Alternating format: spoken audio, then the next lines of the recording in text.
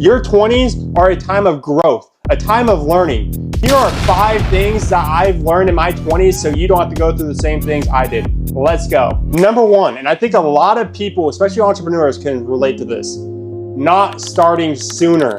A lot of people, they'll wait until they think it's the perfect time. And I've learned this at church. Think about it like this. If you go to church, God wants a relationship with you no matter where you're at. Don't wait until you're perfectly ready to do it. Just start now. Yesterday is the time to do it. Today is too late. And tomorrow, what are you doing? For me, for example, my Roth IRA, I didn't start until I was, I think, 21 years old. And that's good. Like, at least I started, but I could have started sooner. And another thing, I didn't start investing in brokerage funds until a few years later because a lot of people told me it's risky. And you know what? If I would have started before 2022, let me tell you right now, I'd probably have at least 6 figures more in my net worth as well. The reason I didn't is because I listened to other people. I was listening to people that, I trusted because I didn't have the knowledge prior to this. I also had like $40,000 that was just sitting on the sidelines. I think just being safe. Nothing was being used for it. People were telling me, oh, there could be a rainy day, something might happen. Keep in mind, I'm 18 years old at the time. What responsibilities did I possibly have at 18 years old that I needed $40,000 just sitting there?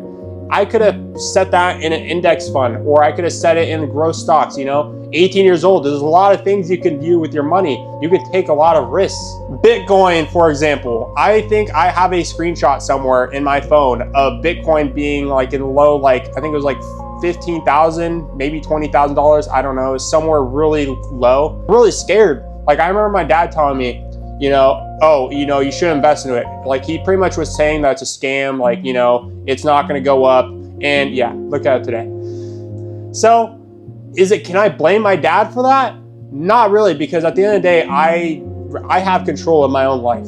Same thing with stocks. If I would have invested in Netflix, if I'd invested in Meta, dude, Netflix was like a few $100s at the time. Now it went above $1,000, and then I think they redid the price thing. But anyways, dude, if I would have invested in those stocks, I would have a lot more money. Start now, not later. Number 2, don't take all advice to heart. What do I mean by that? If the person that's giving you advice is not where you want to be in whatever realm you kind of want to go down, then you don't have to take it to heart. For example, if somebody, is at church, let's say there's somebody who's an atheist who is leading a church. Are you going to listen to them? No, you're going to listen to somebody who's a pastor. Same thing if you go to the gym. Are you going to listen to somebody who, doesn't eat healthy, isn't strong, No, because they're not in the position that you're going to the gym to be like. Finances. It's a little different because, let's be honest, there's a lot of scammers out there trying to get a quick buck off of you, and they really will sell anything. The courses are just endless. Let's be honest, you need to do more research before buying a course from somebody. I'm not saying all courses are scams, but really do your research. For me personally, I love seeing people's entrepreneurship journey. If you haven't seen my series, Road to Becoming a Millionaire, please be sure to check it out after this video. It's a great series on my journey to becoming a millionaire. Okay, I'm done plugging. But seriously though, I really believe it's important to believe in yourself, believe in God above what other people think of you, of what other people are telling you should do. Because at the end of the day, are you doing it for them or are you doing it for yourself and the other people that you can bring with you, the people that you can bless through God? Number 3, and if you've seen any of my videos, you've heard this a lot. Be uncomfortable. If I'm being honest with myself, the beginning of my 20s were really much like trying to be comfortable. After I would get done flying, I'm not gonna lie, at 20 years old, I was doing a lot. So I can't say I was really necessarily being lazy, but after I was done flying, I would love to just go home and just relax. I would love to just lay down. I would love to just, watch Netflix, watch YouTube, just kind of keep my mind, off of other stuff. I was young, I was naive.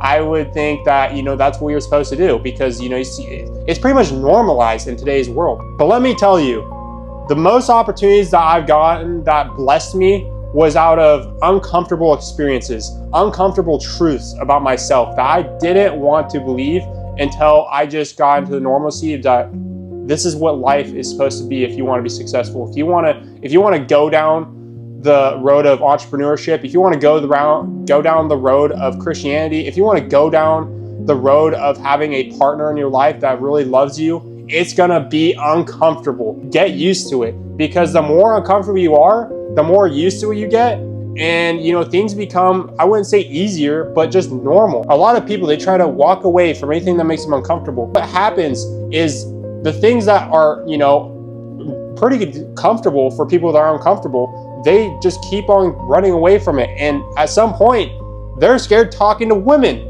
You know who that person was? That was me. See, in my early 20s, late teen years, I had a solid amount of money. I'm 6'5". I have a lot of attributes that I think are pretty great. But at the time, I was really comfortable. I never really got out of my comfort zone. I would not be with the beautiful woman I have today, thanks to God, because of being comfortable. The reason is because being uncomfortable builds confidence in yourself.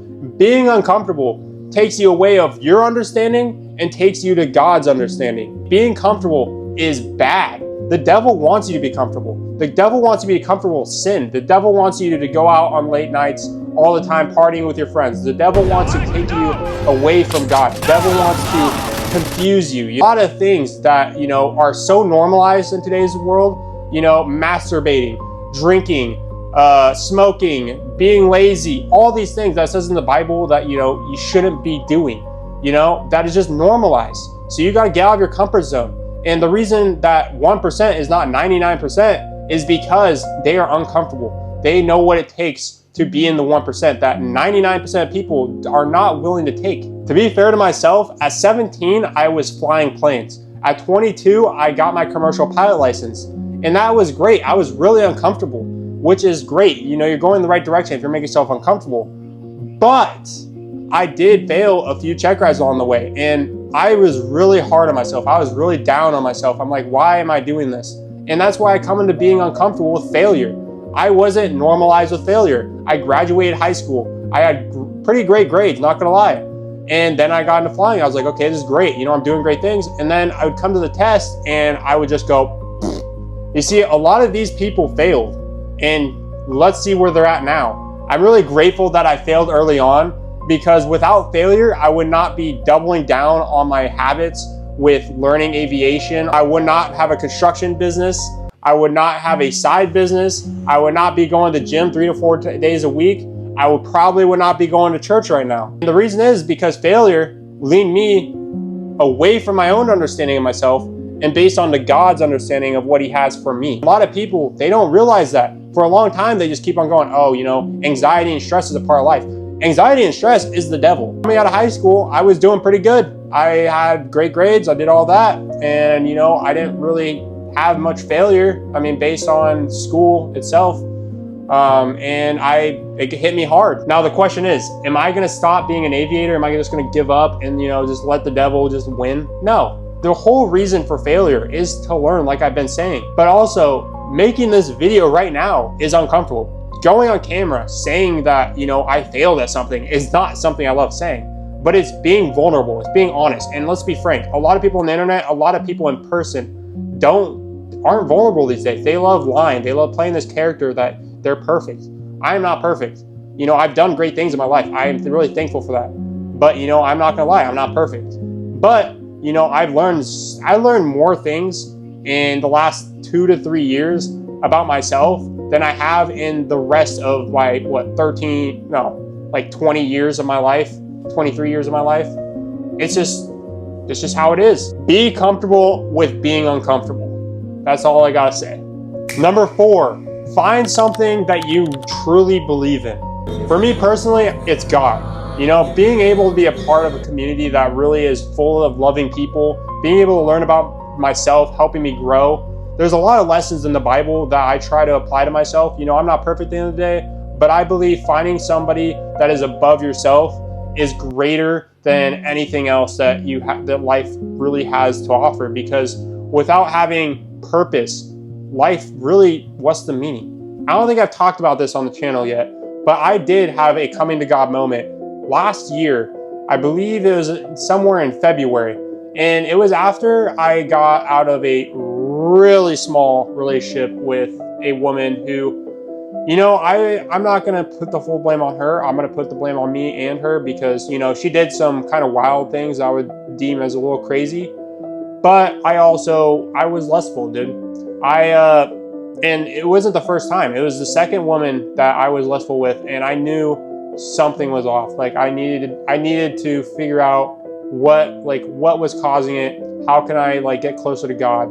And I didn't realize that until my friend Chloe invited me to go to church and was like, hey, you want to come to church? And I'm like, sure, why not? And it was after, I'm not going to go too far into it, but she pretty much kind of ghosted me for a little bit, and then she was pretty much saying that she had some other things going on with her ex, and that was that. I'm not gonna go too much into it, but it was a really learning moment for me because I realized that I shouldn't be putting this much attention into people who don't deserve it.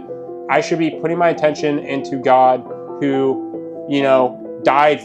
God sent His Son to die for our sins. He deserves our attention.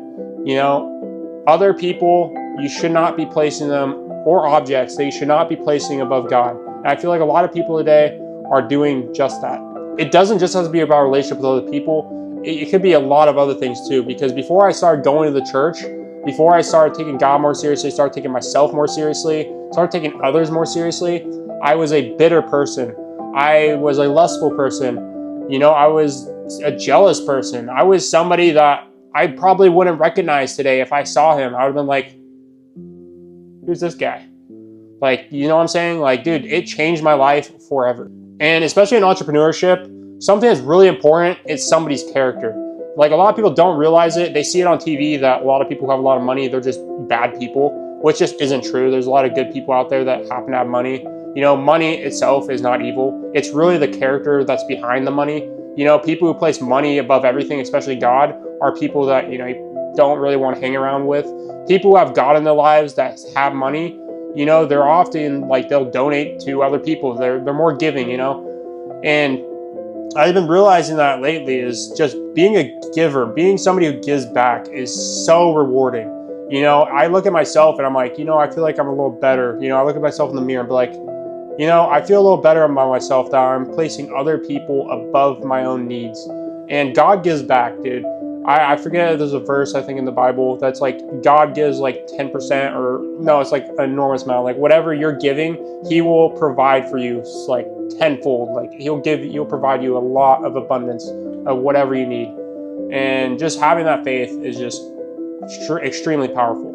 Number 5, last and final thing is spend time with the people you care about the most.